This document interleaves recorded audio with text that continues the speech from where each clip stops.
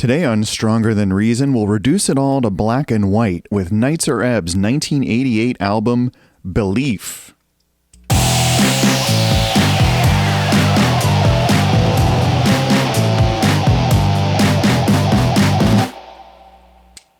Welcome to Stronger Than Reason. So I hope you enjoyed that. It's going to be a lot of fun to try to clean that up later. Before we get into it today, I just want to take a moment to remember a guitar legend. Folks, I was saddened to hear that the great Geordie Walker passed away earlier this week. And it's another reminder that we're all getting to the age where this kind of thing can happen, especially to our heroes, who for me anyway, tend to be older by a decade or two. They're at that age where life catches up to you. But regardless, Geordie is a guitar hero of mine. Of course, he's best known as the guitarist for Killing Joke, a band that helped to define post-punk. In some ways, they picked up where Joy Division left off. They dropped their first album right around the time Joy Division dropped Closer. And they were led by Geordie's unique guitar sound. He's one of the few popular alternative guitarists I can think of who favored hollow body guitars, and it gave his work a distinctive edge. He was a catchy player. He could write some killer hooks. See what he did on 80s, for instance, which is one of my favorites.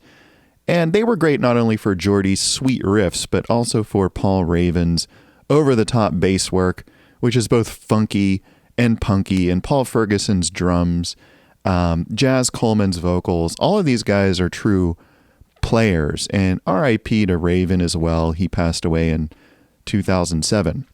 But more importantly, everything I've read about Geordie suggests that he was also just a great human being. He was someone who was warm and friendly and welcoming. Check out what Chris Connolly had to say about him in Chris's memoirs, for instance.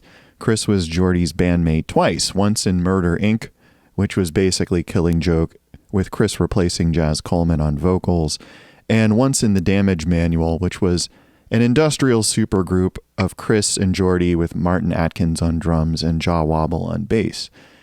But at the end of the day, folks, we'll all be judged by what kind of people we were.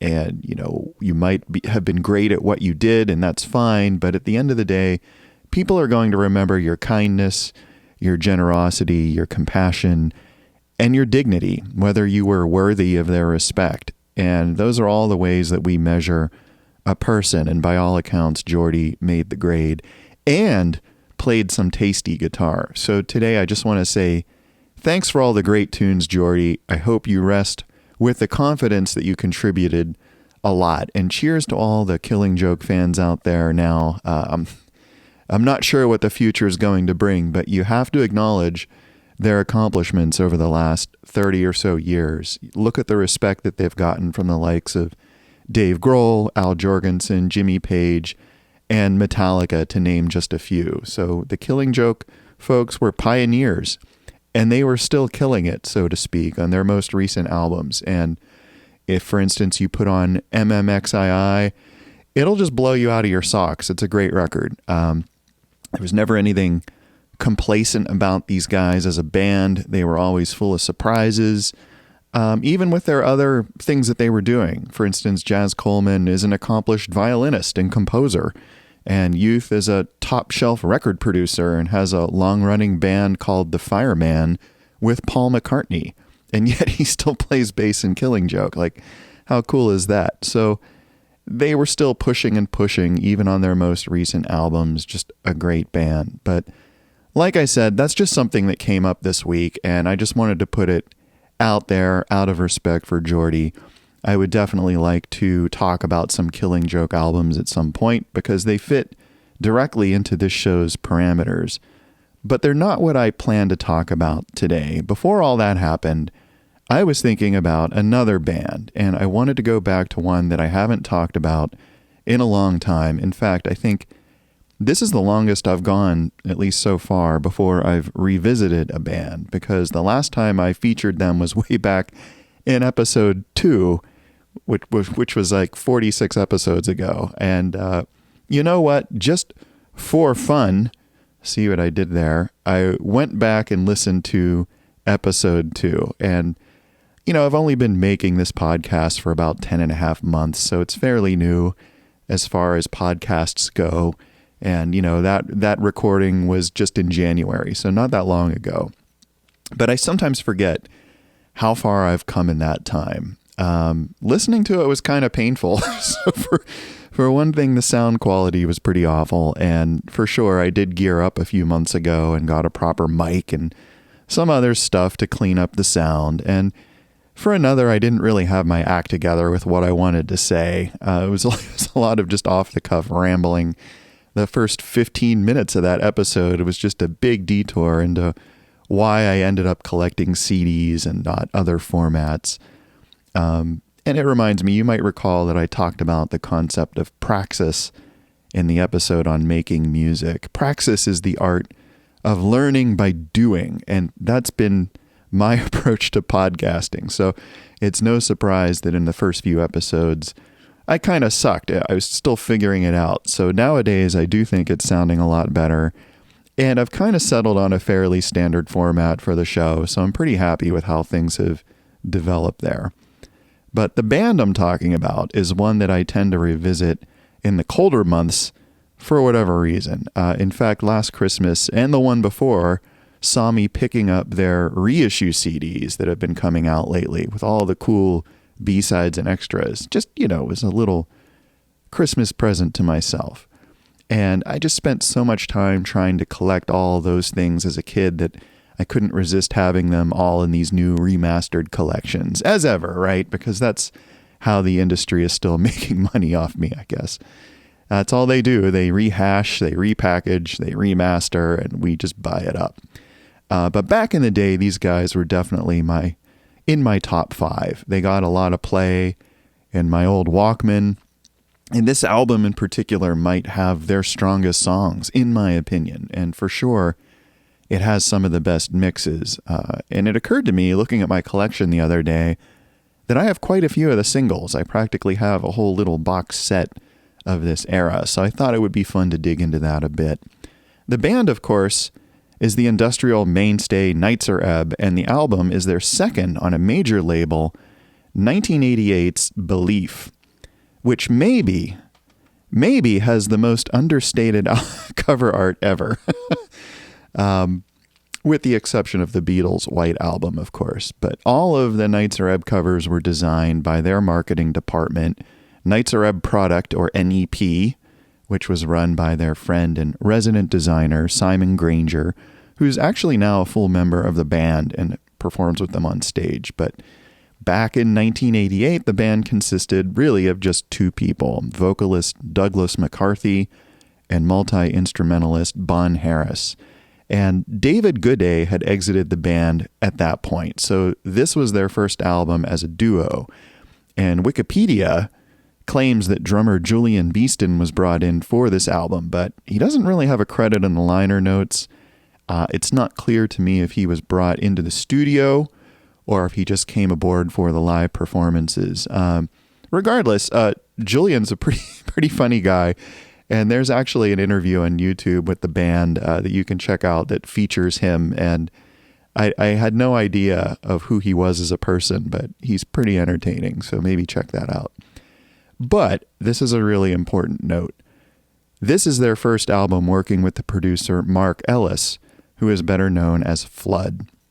And we've talked about Flood in many other episodes since he was such a central figure in popular music production in the late 80s and the early 90s. And of course, he has major credits on, among other things, huge albums by Depeche Mode, Nine Inch Nails, U2, and many others. But around this time, in mid-1988, he was still in the process of making his mark. So Nitzer Ebb were lucky to snap him up. And his sensibilities as a producer were highly tuned to electronic dance music in general, which was really getting popular around that time, and specifically the kind Nitzer Ebb were making. And he would really come aboard and just make them sound better than ever.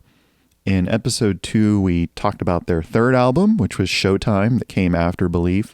That came out in 1990. Flood worked on that as well, but I don't think they had as much of his attention on Showtime, because by 1990, he was in pretty high demand, okay? He was fully engaged on Belief, and he was producing the album. He produced a bunch of single mixes that totally slam, as we'll see. And as I recall, he got pulled into albums like Violator and Octung Baby after this album came out, so that took up a lot of his time. So when did I first hear Belief? Well, I was a high school senior. I had heard That Total Age and Showtime, and I noticed this girl in my class who had Belief on cassette, and I boldly asked her if I could borrow it. And I remember doing that because she wasn't too keen. She didn't really know who I was. She's like, I hardly know you. But maybe against her better judgment, she let me borrow it. And I made a copy, and I did return it. But that copy was what I listened to for a few years until I was in college and picked up the CD. And it wasn't this CD. It's funny because I know I originally picked up the US CD from Geffen Records. But this CD is a European import, or at least a British import. I'm not entirely sure. It says it was made in Germany. It's got the mute catalog number here on the side and on the back. It says it's printed in Germany down here. So it also has a few extra tracks on it. So what happened? I guess that begs the question of what happened to my original boring US copy. And I guess I sold it? I don't really know. I no longer have it. So it sort of just got lost. But just as with Showtime, Pylon Records released an expanded 2-disc version of Belief, which I also bought, of course. The second disc is just chock full of B-sides that you normally would only get from tracking down all the singles in the various formats. And it doesn't have all the B-sides, but it does have quite a few of them, and remixes and things. A lot of those were originally only available on vinyl. So as soon as I saw this was available, I snapped it up with a quickness. So yeah, I bought this album at least 3 times, which is pretty typical for me. I just, I'm sure we all kind of do that. But what did I think of the album? As I said, I had already heard their previous albums, or I should say That Total Age and Showtime, which were all that was available at the time.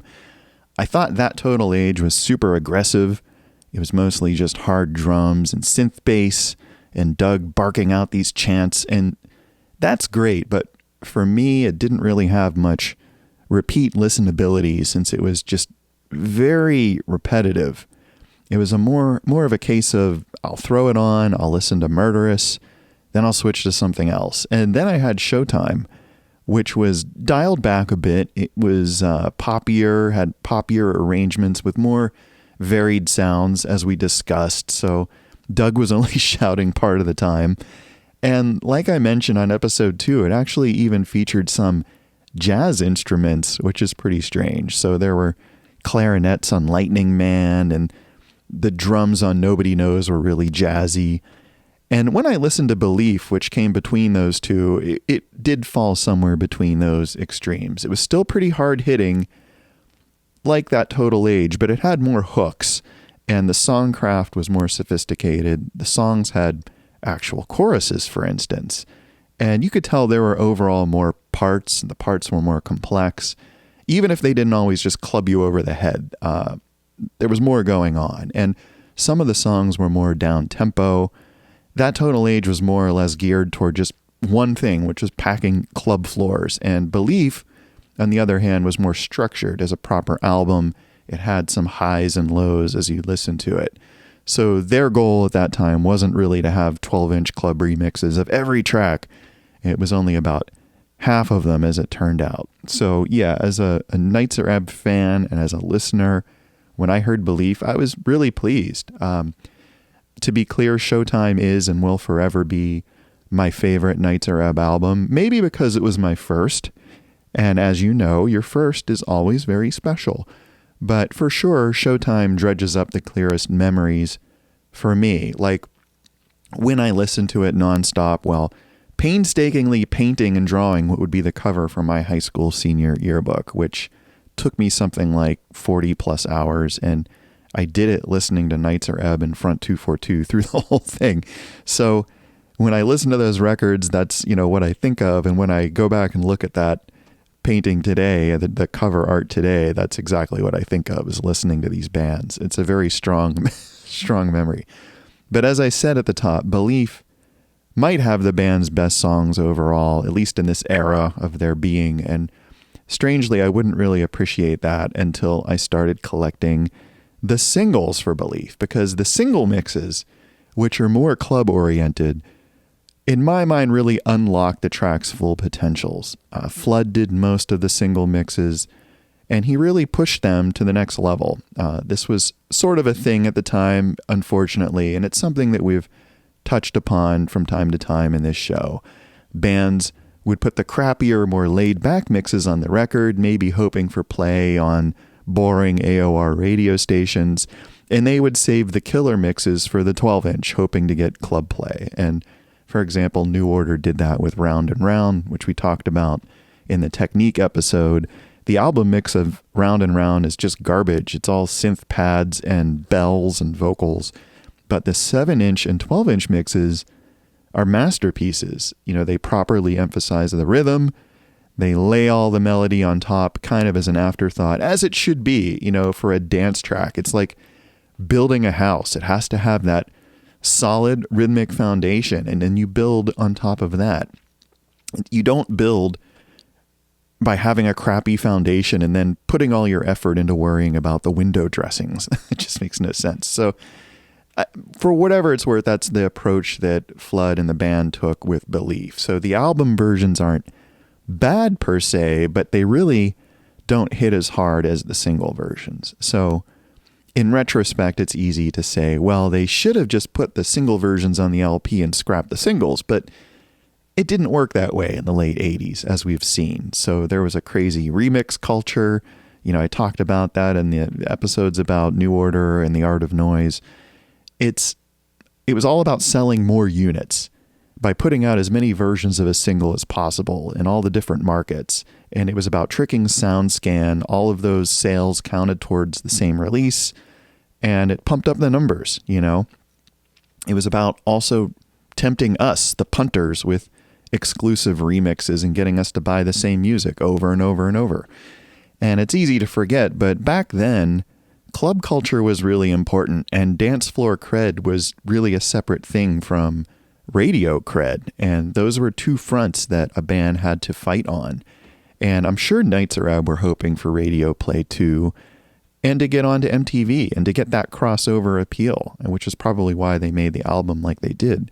And I know this because they said as much in interviews around 1991 when they came out with their album Ebbhead. And I remember Ebbhead getting a review in People magazine, for crying out loud, and Bond saying at the time that he really hoped people would really get into their form of industrial rock, like people meaning the kind of people who read People magazine, which, clearly that was around the time when the band just lost me. I felt like they were just compromising too much for my tastes. They were starting to sound less like themselves and more like any other late 80s electronic act. And I didn't want them to be another B-tier band like Renegade Soundwave or Machines of Loving Grace. They seemed at the time to be trying very hard. They were relying heavily on their friendship with their label mates and tour mates, Depeche Mode, riding on Depeche's coattails to the extent possible, and even, going so far as to have Alan Wilder produce Ebbhead. But in my mind, they were freaking Nitzer Ebb, which was badass, and they should have embraced their unique sound. Of course, they would eventually figure that out by the time they reunited for the album Industrial Complex in 2010. In my mind, that was the album Ebbhead and Big Hit should have been. It really embraced their core sound, but then made it modern and extended it. It was like a superset of all the best things about Nitzer Ebb, and it's really a great album in my opinion. But that's getting way ahead of myself. The bottom line is I did like Belief as a waypoint between the previous and next album, but I really liked its singles more, and the singles are, for me, what put it over the top. In fact, I think its singles are maybe the best work Nitzer Ebb has ever done. So let's look at the import album here. Let's crack this open. Of course, it's one of these where the insert folds out in a really annoying way. I seem to be getting a bunch of these. The artwork is very similar to Showtime, just very minimalistic pictures of the band, just eyeballs. There's a very clean design. There's lots of white space, which was the style at the time, like an onion on your belt. It's all very clinical. There's no lyrics. There's hardly any production details. Just this tiny little block of text in lowercase. Not much going on there. So I'll see if I can get this back together, which is always an adventure. It's like folding a map. You remember the old road maps that you used to get from gas stations. So the Pylon Expanded Edition is fairly similar. It also has just little bits of art here. There's a disc in this side on the right and a disc in the left side as well. So no booklet here, just these two discs and just a little bit of information about the release. So let's talk about the album proper, and then we can touch on the various extra tracks and singles. I'll just do a track by track here. The fun starts with Hearts and Minds, which is a mid-tempo track. This track immediately hits you with the classic Nitzer Ebb sound. So you have your drums, your arpeggiated synths, and Doug shouting. So right away you know that you're in the right neighborhood. I doubt this track sounded very shockingly different to fans of that total age when they dropped the needle on Belief. And maybe that's why they picked it as the lead-off track. The lyrics have a lot of repetition, like on some of their earlier tracks. But again, Flood's production is immaculate. The drums and the bass hit hard, but the sounds are clean and separate. And it's very subtle, but his trick on this album seems to have been to apply a slight reverb to the whole mix. So any given track sounds like it's being played live in a room. And that's something I think that can get lost sometimes in production, because reverb really implies a space. It's not just an effect in its own, but it really implies a physical space. And a track can sound weird when every instrument is in its own different space. It sounds very odd. Your ears don't make any sense of it. It's like looking at a painting where the perspective is all screwed up. It sounds much more alive and real when you have one very mild reverb over everything, because that's exactly what you would hear if the band were playing in a room right there in front of you. And it's also immediately apparent from this track that there's more going on musically than that total age, which was about as minimalist as it would get. Belief has a bunch of subtle rhythm things. There's a lot of like little sounds, little sequences and rhythms and textures that are thrown in there that makes it a good record to sit down and have a very deep listen to with some good headphones or good monitors. And I imagine every bit of this album was programmed, not played, but I don't know. What do I know? I'm not really sure how they went about composing it. But Hearts and Minds is a cool, memorable song. It's a good opener. It's one they would tap for a single. And here I've got the cool CD3 version. It's got this cool artwork that's like a Warhol twist on the Belief cover. And it's slightly different artwork for the CD than the vinyl release, which you can check out on Discogs if you want to see what it looks like. And interestingly, this release is actually titled Hearts and Minds Continued, but the CD versions of this single all have the same track list. It's not like this was like part 2 of 2 or anything. But the disc itself has just 4 tracks. You have the Hearts and Minds mix Hypersonic, which is pretty much the standard 12-inch mix of the song, which Flood did. And Flood also did the mix Subsonic, which isn't on this disc, but it's on some vinyl editions. It's on the Pylon reissue. Then the radio version of Hearts and Minds, a version of For Fun, which is called just Mix, which is maybe the worst remix name ever. It's actually a longer mix of the album track, which we'll talk about in a minute. Flood also did that. And finally, you have the PK mix of a B-side called Time Slips By, which is pretty weird. It's kind of constructed around the ticking of a clock.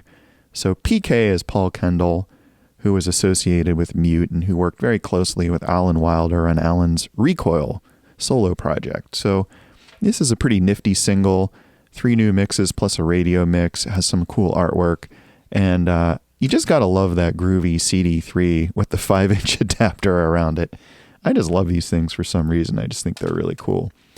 So next up is For Fun, which is a somewhat slower song. It has some cool dynamics, gets quieter and louder. The song doesn't really stick out as much in my mind. It's really, to me, just a bridge to the next song, which is Control I'm Here. And this is one of their signature tunes.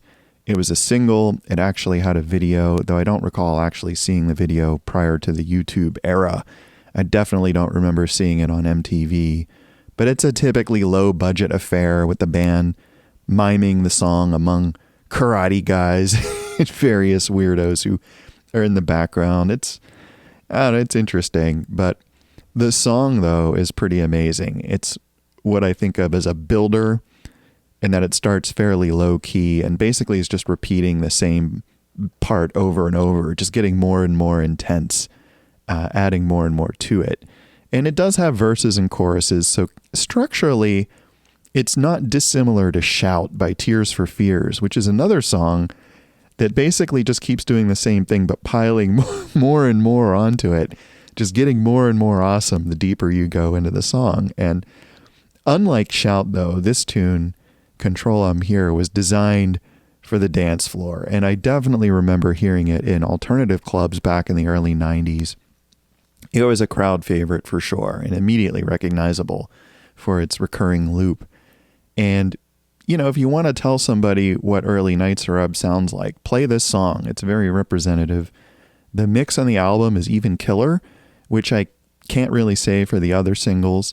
But yeah, here's the single. It's got this cool cover art. Again, very minimalistic, but this time adding some gray spot color. And this is, you know, another CD3, which looks cool. No adapter this time, but it's got 4 tracks. It has 3 mixes of Control I'm Here. We have the 0 option mix, the club instrumental, and the hardcore mix, which repeats the sort of groovy ending synth part over the whole song. Plus you get another new B-side called KIA, which might or might not stand for Killed in Action, but maybe not the greatest Ebb tune out there. But after 15 minutes of Control I'm Here, it's a pretty nice change of pace. But Flood did all these mixes as well. And I should point out there's a bunch of other mixes of this tune, some of which are on the Pylon reissue, like the Command, Control, and Confront mix, and my personal favorite, if just for the name, the Strategic Dance Initiative mix. But there's probably a bunch of other mixes on the vinyl singles as well. But that's Control I'm Here. Pretty cool. Then we go on to Captivate, which is one of my favorite tracks here. It's a proper pop song, and it wasn't a single per se, but mixes of it appeared on the single for Shame, as we'll see in a bit. And they were all harder hitting than this album version, which is still pretty good. In fact, those mixes, those remixes, made me look at this song in an entirely new light. The drums on the album version sound a little thin in comparison, but regardless, great vocals from Doug here. He's not just chanting, he's actually starting to sing. In fact, this might have been one of the first songs that he actually sings instead of barks. Definitely a step or two beyond the stuff on That Total Age, or even from Hearts and Minds. But next up is a song called TWA, which is maybe my least favorite song on the album, maybe because it's slow and moody, and, you know, my tastes kind of go in the opposite direction. That's just me. But it has a really weird sample in the chorus, and I don't know, it's kind of catchy. According to Wikipedia, which, as we all know, is the next best thing to actually learning something, the title is a reference to the hijacking of Transworld Airlines Flight 847 in 1985. Not that you could have guessed that from the lyrics, which are mostly Doug just saying single words. But, you know, it wouldn't surprise me if that were true. You know, bands kind of talked about topical things like this back in the 80s.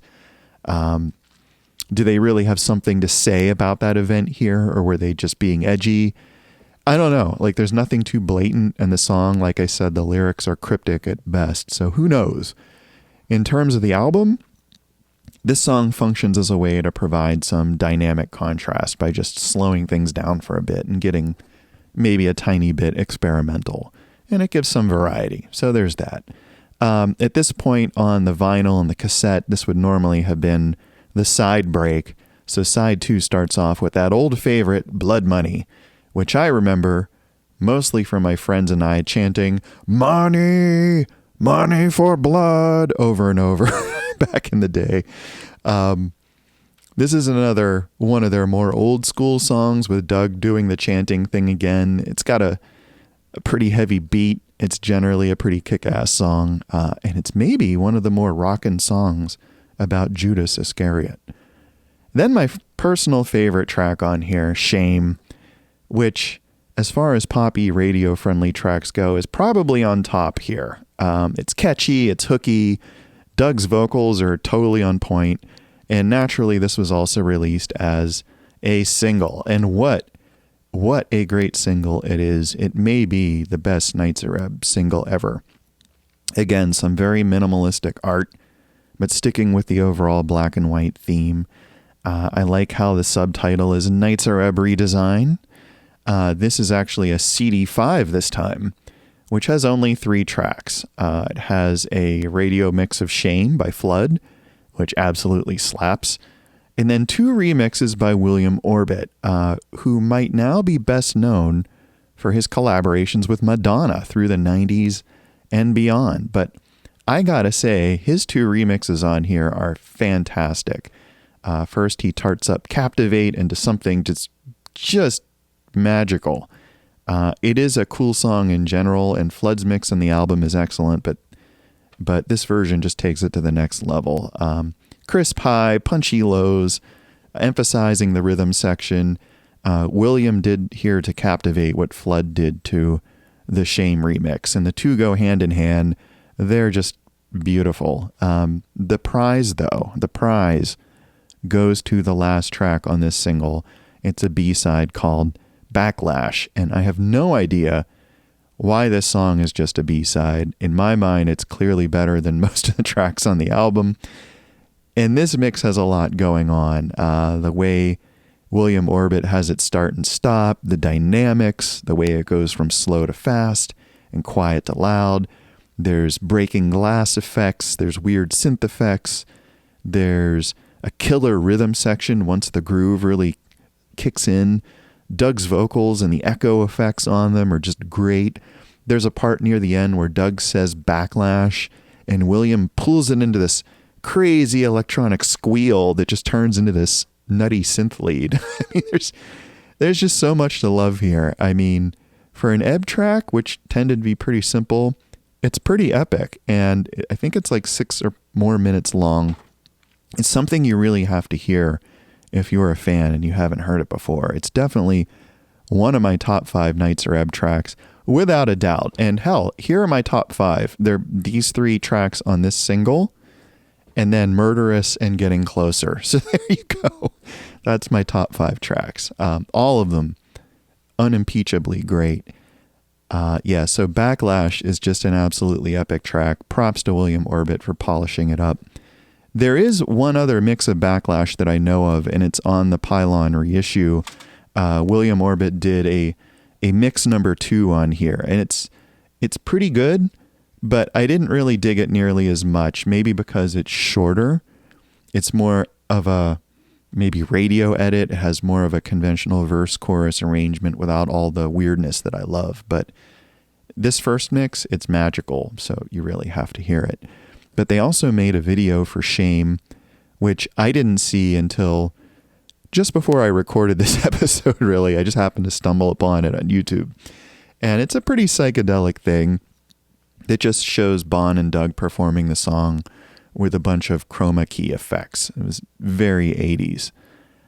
So before we move on, I just want to point out that these CD singles that I have are just a few of the many, many formats that were available for these singles. And each had their own variety of remixes. So I don't want to imply that these track lists are definitive or anything. You have to check out the singles on Discogs for some idea of how varied they were. And if you're a vinyl collector, or God forbid you're a completist, my condolences. You'll probably drive yourself nuts trying to find them all. But speaking of drive, that's the next track on the album. What about that segue? But Drive is another slower number. I don't have much to say about it, except it's a good example of how this band could and did make a song out of next to nothing. You got your slippery beat, you have some very rudimentary synth arpeggios, and whatever madness Doug felt like growling into the mic. And that was it, kids. That was the magic formula. It was just that simple of a song. And, you know, they would stray away from that kind of simplicity in the future. Like, this album already shows that they were on the path to getting more complex, alas. Or, you know, things were changing. Eventually they'd move on to woodwinds and, you know, orchestra parts and actual guitars. But for here, the song Drive is incredibly simple and effective. And finally, we have the last track on the proper album, which is Without Belief. And, you know, this tune isn't super distinctive to me. It's got what sounds like some lady vocal samples to support Doug. Otherwise, you know, a backbeat and synths going on for 4 minutes to take the album out. And this particular import has 3 bonus tracks. It has a Paul Kendall remix of KIA, which is pretty fun.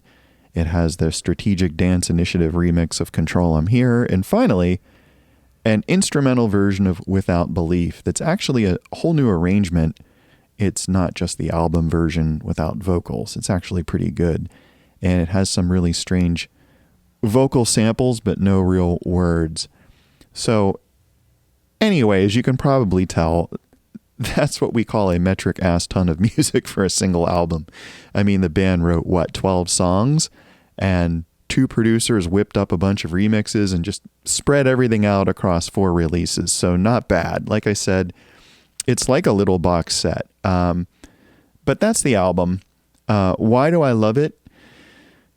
Well, like I said, I think this album encompasses most of Nitzer Ebb's best songs, or at least my favorite songs, which for me amounts to the same thing. I like that Belief had a lot of singles and that they were all available on CD in some form.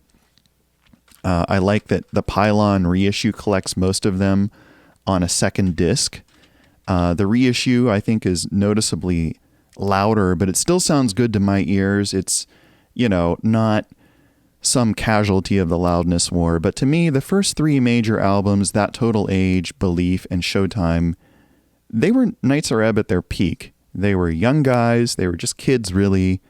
But all their youthful energy and aggression is apparent in these tunes, and it's contagious when I listen to them. You know, they pump me up. And Belief, to me, is especially that most classic Nitzer Ebb sound. It's not as rough and raw as That Total Age, which is without a doubt simpler and more powerful of an album. And as we say around here over and over, simplicity is power. But at the same time, I find that less interesting because it's very repetitive. And it's not often that I want to sit through an hour of that kind of music all at once. But Belief, on the other hand, is very listenable. The songs are all actual songs. There are dynamics going on. There's differences and extremes, different textures. It's not as adrenaline pumping, but neither is it as ear fatiguing. So Showtime will always be my number 1 Ebb album, but Belief is a close second. I find it more impressive than That Total Age and more enjoyable as an album experience. And it does showcase the band's unique qualities. And when you think about it, the only other band that sounded like Nitzer Ebb at the time was probably Daft, and I never really got into them that much, maybe because I just wasn't exposed to them as much, but they did have that Ebb sound to them. Or maybe Ebb had that Daft sound because Daft got their start much earlier in the late 70s, so it's hard to imagine that Nitzer Ebb weren't influenced by them to some extent. But even if they were, Nitzer Ebb took that sort of sound that was based on a lot of like bass synth arpeggios and hard drums, and they really made it their own thing, especially because Doug is such a strong vocalist. He's very powerful, especially on these first 3 albums, and no one else really sounded like that at the time. Nobody else had that growling, barking kind of ability. The closest I can think of is maybe Raymond Watts of Pig and KMFDM. So if you think of Raymond performing KMFDM's Brute back in, 1995 on the Nile album, that was about as close to a Doug McCarthy impression as I think anyone got at the time. I mean, let me know if you can think of any other examples. But anyway, that's why I love this album. It's maybe the most representative of their first 3 albums. It's an undeniable classic, not just for the album cuts, but for all the cool remixes and B-sides on the singles. So I normally do a Where Are They Now segment, or at least a What Happened Next segment, but really nothing's changed since when I talked about Showtime back in episode 2. So the band's still on tour. I see they have some European dates and a couple American dates going into the spring, so catch them if you can. I myself have never seen them live, so, maybe that will happen. You never know. But there you have it, kids. My second favorite Nitzer Ebb CD, Belief. This is their white album, so to speak, or black and white anyway. And as such, it's appropriate to listen to this before the onset of winter. If you have thoughts on this album, feel free to share. What's your favorite Nitzer Ebb album? Let me know. You've been listening to Stronger Than Reason either on YouTube or as an Apple or Spotify podcast. And just a quick follow-up to those who caught episode 40 about making music. That was my little TED Talk episode about being creative. And, I mentioned that I had written a book and that I was going down the process of self-publishing that book. Well, earlier this week, I held a print copy of my book in my hands for the first time, and it was a proof copy. But let me tell you, it was a really special feeling. I mean, I've made albums, I've made a lot of things over the years, and held a lot of things in my hands, but a book felt entirely different. And I gotta say, now I can't wait to make the next one. So again, I encourage you to be creative, to bring something new into the world, to get to that point where you can point at something and tell someone else, I made that. It didn't exist before, but I decided to do it and I created it myself. Whether it's good or bad or somewhere in between, it doesn't really matter. Just create, because it's such a great feeling. And that's all. I just wanted to share that. So for now, I thank you as ever for listening. And until next time, stay safe, stay sane, and stay strong.